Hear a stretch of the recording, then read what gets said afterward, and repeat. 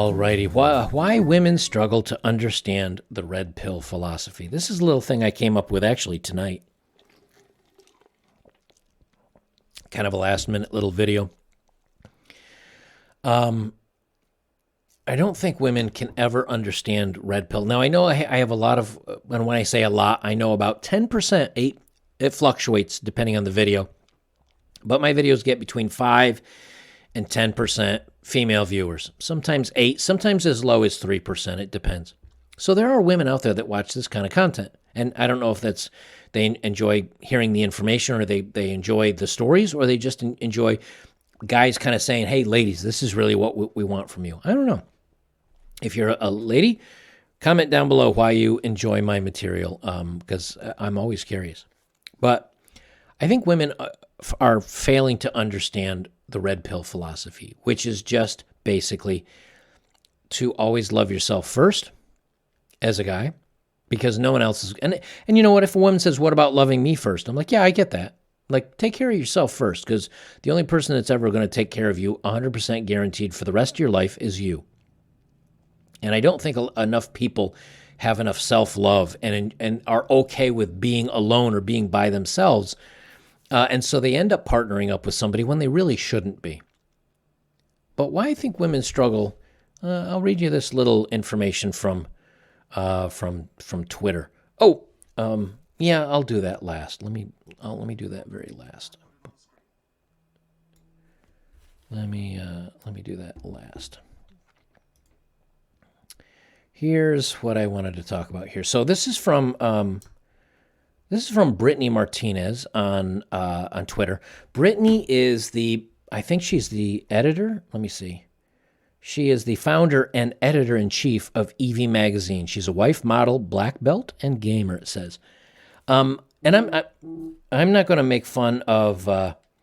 I'm not making fun of Brittany at all because I enjoy Evie magazine. Now I don't read it. I'm not a regular reader.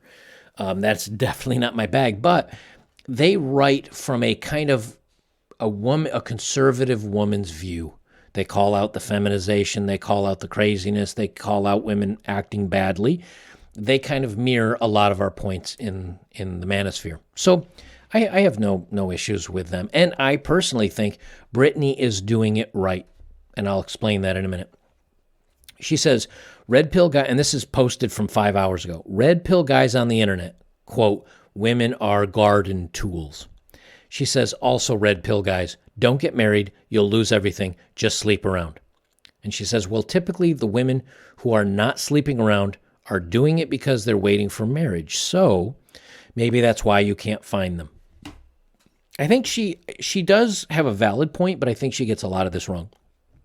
First, red pill guys on the internet, women are garden tools. No. Now, maybe some of the red pill content creators will say that, but we say a lot of them, or many of them, or at different stages in their life, they're way too not selective with their choices of sleeping with men and who they date. They chase the top 20 percenters, and they give themselves over and over and over and over to these guys that will never settle down with them. And their body count goes up. And yeah, when you're the guy that's been a good guy and an earner and a provider, and you're a good catch, and you try to date, and you try and you try and you try, and you never get a shot, but because these women keep chasing after these same old guys, and then they come around and say, hey, I've been the local library doorknob where everybody, including the homeless, have had their turns. And now I want to date you. And you're, as a successful guy, going, no. Like through the struggle years, you didn't want me. And now that I'm doing well for myself, you want to hop on my boat? No, I don't think so. But we're not saying that all women are like that. I'm not even saying the vast majority is. The problem is you don't know which women are and aren't anymore because there's such a large selection that are. If it were 5% of women acting badly, you'd say, hey, you know what? You got a 1 in 20 chance. Just like in Dungeons and Dragons, you roll a natural 1, game over. But you got a 1 in 20 chance, or a 1 in 20 chance. Nowadays, when you read that women are filing for divorce 60% of the time, they're the ones that initiate it 60% of the time, and 50% of people are getting divorced. And of that, a vast, large majority of people, and I can say a majority of people are either getting divorced or getting cheated on. And I can say the majority because the divorce rate's over 50%. Then when you tack on the people that are getting cheated on as well, what are you looking at, 60%? Even if it's 51%. Look, if you go to a casino and the house wins 51% of the time, that means the house always wins over a long period of time. When the odds are you're definitely going to get divorced more often than you're not, and when people cheat as often as they do, the house wins. You lose every time. Now, even if you're in the 20% that doesn't lose, statistically, you're still going to lose because you're going to have to go through this a few times until you maybe hopefully find the right winner. But the second line, she says, also red pill guys, don't get married. You'll lose everything. Just sleep around. She's right on the two of those, of the three. I've said many times, don't get married. I've said many times, you'll lose everything. I've never said just sleep around. Now, I've said if you want to sleep around, go ahead. That's your choice. If you don't want to sleep around, you don't want to date, and you just want to nope out, that is also your choice. You want to do a long-term relationship? Fine, don't live with her, don't get married. That is also your choice. And the only reason you wouldn't even necessarily want to live with her is because if you pull the cord on that in many places, the government can get involved and say, oh, you cohabitated, you own her part of your money. Now, if the government couldn't step in and you could live with somebody for 7 years, and if she acts the fool or you decide that you're done because she no longer meets your requirements or vice versa, and you could just say, that's it, we're done. You got to go. And it's game over. I got no problems with people living with people. The problem is today, the government. So she posted this, and I said, this is what I'm going to talk about. And here's why I don't want to give Brittany a hard time, okay? Here's Brittany. Now, she's a model. She's a very pretty girl. Woman, very pretty woman. But she's married. And she I don't know how long she's been married, but she often posts how much she loves her husband and how much she's very much in love with him. And they have a baby together. She did it right. I've got no hate on her. She did it right. She's like, hey, you know what? I'm gonna get married, youngish. I don't know how old she is, but again, she got married youngish. She has a husband. She got a baby. She did it right. I have no hate on her. But what she's misunderstanding is that how bad things are, and men lose when a divorce happens. And so she says, well, typically the women who are not sleeping around are doing because they're waiting for marriage. But the problem is this is again getting smaller and smaller and smaller. How many women out there are going to college and not racking up a huge body count? I'm sure there are some. I'm not saying that they're not out there, but that percentage is getting smaller. How many women are out there that when a very good-looking guy decides to flirt with her at the bar, and she says, hey, you know what, he's kind of hot, and they end up hooking up, and she thinks it's going to be a relationship, but she didn't get the confirmation of the relationship before they fooled around in the bedroom, and so it's putting the cart before the horse, and she says, well, I've been sleeping with him for a month, so I guess we're dating, but they never talked about it, and then he nopes out, because he's like, well, we never said we were dating. I just thought it was a hookup. He nopes out and her heart's broken, right? How many times does she do that before she realizes, you know what, I need to solidify the relationship before I sleep with these guys? There's that happens too. And then how many people are getting damaged through all of this? So she wrote this and I was like, yeah, let me talk about this. Well, she updated it 3 hours ago. And she said, she made this post, how feminism is driving the growing trend of anti-women subculture. Now, this is actually an article. Let me open this up and make sure, because I'm pretty sure this is an article I did already. Yeah, this year. I think I did that. But this is from May 15th. So she posted, and it's like how feminism is driving the growing trend of anti-women subcultures. Yeah, because women are acting the fool, and they're saying girls go out there and my body, you can't shame me going out there and being easy, and I'm just being like a guy. And guys are like, yeah, no, I'm not into that. And so, yeah, women are pushing, or feminism's pushing women down this path. And then a little bit after that, and I'm not going to read all the comments underneath this. You can, she's at Brittany Martinez. And I actually follow her on Twitter because she does come up with, they do have some good articles that I like pulling out. But then she says right here, and this is what she updated, I think about an hour ago. Also to some of the comments, I agree, the government needs to stay out of marriage and a lot of other places. So even she's like, well, you guys just don't get it. Red pill guys telling, no, this is what we're saying. And it says, why are so many men refusing to get married? Is it because of women? Yes. Or is it because of the unfair family justice system? Yes. And some of the replies down below this one, let me see if she has any replies. Somebody says down here, maybe we figured out we need our own sexual revolution. Someone else says, unless you're a religious person, the contract of marriage doesn't seem that great of a deal. And she has a lot of comments underneath this, what women do not understand, because they seem like I don't know if they want to shame men. I don't know if they want to seem like we're acting the fool. Like, are you stupid? Like, if you're just not going to marry him and you're just calling him easy and to just sleep around with them, well, you're not going to find a good woman that way. Well, yeah, but we also know we're not going to find a good woman anyway anymore. And let's say we do find a good woman anyway anymore. Let's say we happen to find a good woman. What are the odds she's going to stay a good woman? What are the odds she's not going to cheat? What are the odds she's not going to file for divorce? And even if you do, what are the odds she lets you keep your money? What are the odds that you get to keep control of your child?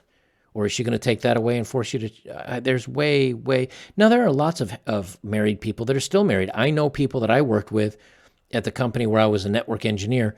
I haven't worked there in, I don't know, it's like 5 or 6 years now, 6 or 7 years. Maybe it's 4 or 5 years. I don't know. It feels like forever ago. I haven't worked there. I still know people that work there that are married. And you know what I hear from them? A lot of them are really happy with their kids. Like, oh, I love my kids. When they talk about their spouses, not so much anymore. These are people in their 30s and 40s. They love their kids, not so in love with their spouses. I've been told many times by both guys and women, if they could trade in their spouse and do it all over again, they wouldn't trade their kids for the world. But if it weren't for their kids, when the spouse and all, they'd probably do what I did, which is just pack my crap and travel around the world and be free to do whenever, whenever, however. A lot of people are like that now because we have such a I'm in it for myself society. And you know something? I have no problems with that. The problem is people keep thinking they need to get married. They keep thinking they need to have kids. They keep trying. We're in this weird place where they get in their head, hey, I want this traditional house on the hill thing, but also I want to sleep with everybody. But also I get tired of people really quickly, and I'm going to move from person to person to person. But I know I'm going to meet that one person that's going to fulfill my needs and be perfect for me forever, and that's who I'm going to get married. It doesn't happen. And it does happen, but it happens so rarely. So even Brittany, after reading her own comments, and this kind of came around. And again, you know, she's a lucky young gal. She's younger than me. She's lucky. She has a beautiful kid. She has a husband that loves her. But here's the thing. She might be a good woman. I don't know her personally. She might not be, but she might be a great woman. But the problem is, it's the women that are the hard ones to find. And women often say, well, it's almost impossible to find a good man. No. The difference is you can't look for, and again, she's a model, so I'm sure the guy she's dating is attractive and successful and everything else. But if you're just an average girl or slightly a better than average girl, and you're going out there thinking, well, I need a hot guy in this, and I want a perfect guy, and he's got to be everything in the world, they're not settling down. And I've talked about that. They're not settling down. But the average guy that would settle down and make someone a good boyfriend or a good husband or a good whatever, they're not being given the shot. So of course guys are like, you know what? I'm not going to settle down. All right, let me do my little dating profile of the day here. And you already see one of the photos.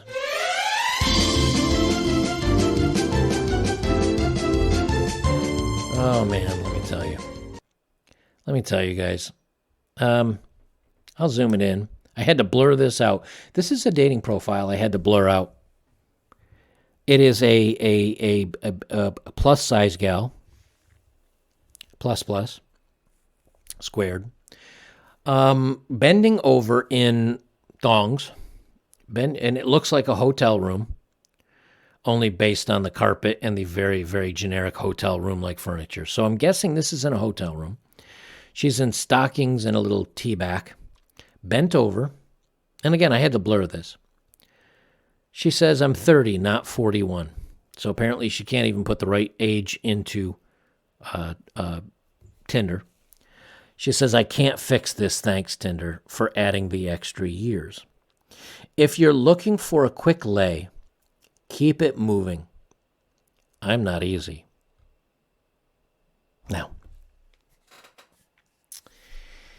if I post a picture of me stuffing my face with a cheesecake and I look to be over, say, 100 pounds overweight, and I say to you, and again, the pictures of me eating a huge piece of cheesecake with crap smeared all over my face so I look like a 5-year-old with his face full of cake, and I look to be 100 pounds overweight, and I write on there, I'm not fat, and I'm a very picky eater. You'd look at that photo and you'd go, okay, right. So when you put on here that you're not looking for a quick leg, keep it moving, I'm not easy, and you put a picture of your voluminous, I won't say voluptuous, I'll say just voluminous ass and a tea bag in a hotel, there's not much that could make you look cheaper or easier or more to rent for the night than you doing this. So congratulations on that one. And the last dating profile of the day. This was kind of a weird one. Now you might say, hey, she's kind of cute looking from what I can see here. She's 32. She says, I know it's not my picture. I won't show you my face, or I won't show my face to you unless you meet my standards. So in other words, you need to swipe on a woman who you don't even know what she looks like so that she can judge you and deem you worthy of seeing what she really looks like. I guarantee you she doesn't look like this photo. She says, I'm into yoga, meditation, intellectual discussions, academia, and reading. Pro tip, if you haven't read at least 5,000 books, don't bother writing to me. Now, she's 32 years old. Now, let's say you have enough free time to read a book a day. That's 365 in a year. That's 3,650 in 10 years. So she wants you to basically read a book a day for the last 15 years to message her. She's 32. So that means that if she's done the same, if she's read that many books, she started reading these copious amounts of a book a day for the last 15 years since she was, 17 years old? Now, the only way you can read a book a day is if you read the most lame kindergarten, like story hour books in the world. I've got some books. Some of my Stephen King books are 1,000 pages. Some of the, I have the Rise and Fall of the Third Reich that I'm currently working my way through about Rise and Fall of Germany. That thing's like, 600, 800 pages. There's no way. But again, the unrealistic standards, you need to read basically an unobtainable amount of books to message me. And if you do, I will judge if you're worthy or not of even seeing my picture. I wish I had my soundboard because there'd be a big F you.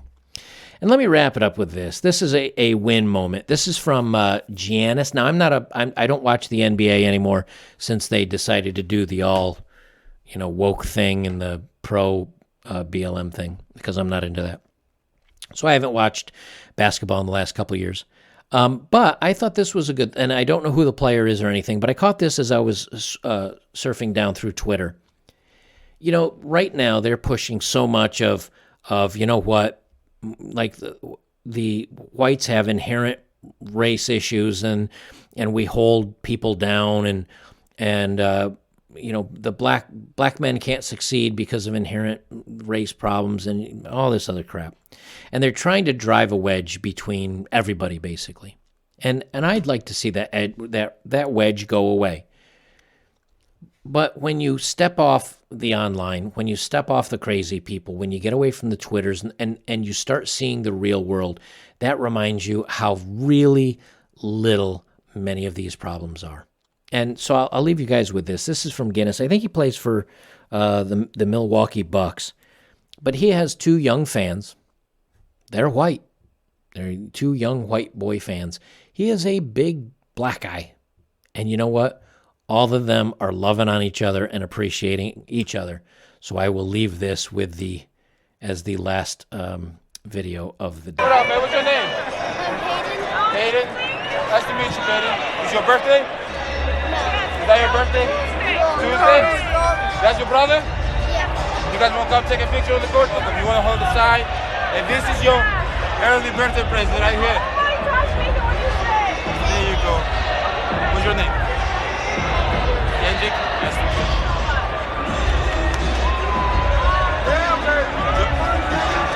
You can have my jersey.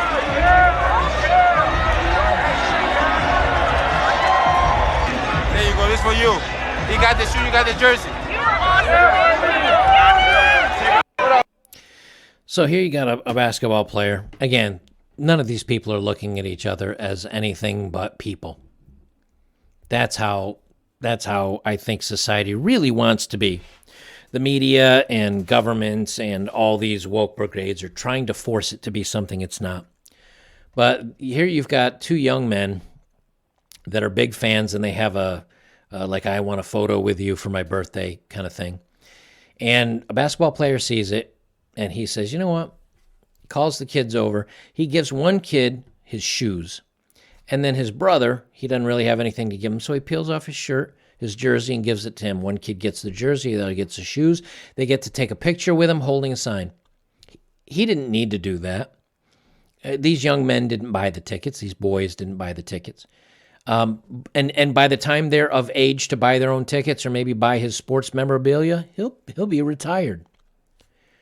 Just remember, as whether it's watching my content or you're online and you're seeing the news and that's saying that we've got race problems or men should hate women or feminism and all this other stuff, don't let any of that poison sink into your soul. You know, we're here having fun. We're gonna call some stuff out. We're gonna, come and take our little dose of the red pill every day. But don't let it leach into your soul. When it boils down to it, most people love most people. Most people are good to other people. It doesn't mean we need to get taken advantage of. It doesn't mean we need to be vulnerable when it comes to the courts and getting married and getting hurt financially. It doesn't mean to be foolish. But it means, when you're out and about in the world, interact with people, enjoy life, understand that not everybody's like the crazies right now that are online and on TV and all this other stuff, and just live a life well lived. Love each other, enjoy your time, and I'll leave it at that. Guys, if you would like to see long form of this, it's over on betterbachelor.locals.com. Of course, I chop it up into short form for YouTube. And I'll be doing some one-off videos for you locals supporters. I'll be doing more videos just for you guys. I haven't been doing as much because, again, I'm here with my family and getting things done for them while I'm here, spending the holidays with my family and with my father while we get him all adjusted. And then I'm going to be heading back to Montana probably in another week or so if things continue to go well. So until then, guys, I'll have another video out for you real soon, and we'll see you then.